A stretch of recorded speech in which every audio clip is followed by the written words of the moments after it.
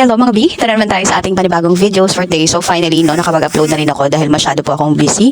So sasamahan ko lang naman ang aking anak papunta sa kanyang Sunday school. So itong Sunday school nila, dati kasi nung baby pa si Brian, 1-year-old pa lang, inenroll ko na to dito sa Sunday school na to. And continuously, kahit nagka-pandemic, tuloy-tuloy to. And I'm proud na si Brian ay talagang gustong mag-Sunday school. Kasi ako din naman nung bata ako is nagsa-Sunday school din ako.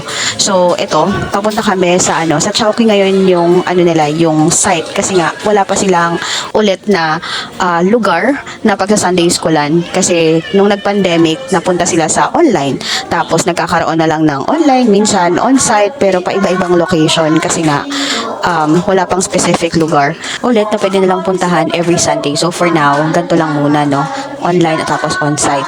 So tara guys, makinig muna tayo ng Sunday service for today. Kailan may di kita magpapalit pagkat sa piling mo'y langit.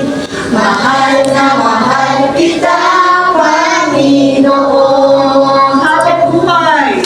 Habang buhay, mapupurihan ka. Habang buhay, maglilingkod sa'yo. Habang buhay. So ayun, no, putol.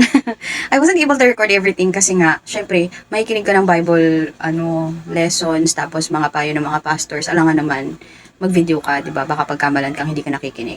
So, realization ko lang, which is na, ko naman, may point talaga, no, na, yung paligid natin is very uncomfortable.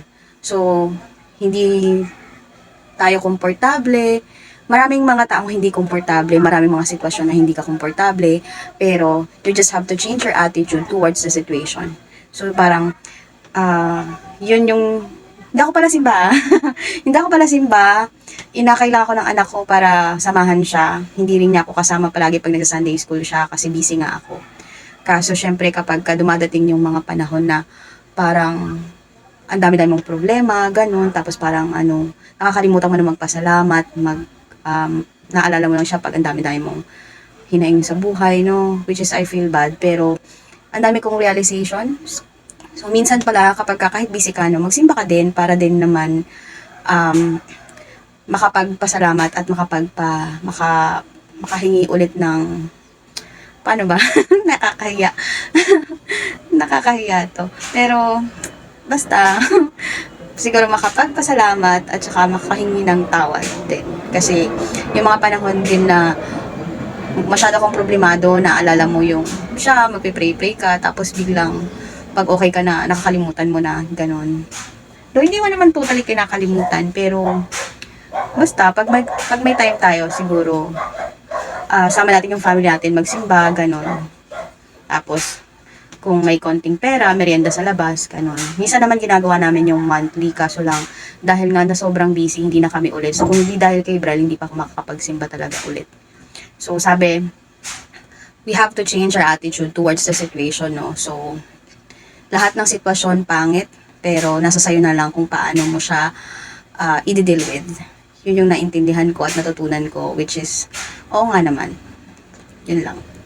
Siyempre pagkatapos ng Sunday school, merong pamerienda. Siyempre dahil sa Chowking sila, merong food.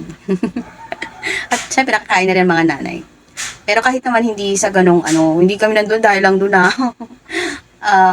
Kahit po dyan lang sila sa yung normal lang na ang habol ko lang naman kasi is yung ma-expose siya sa sa ganong setup, yung nagsa-Sunday school. Kasi nung bata ako, syempre, ganon din ako, lagi ako nagsa-Sunday school.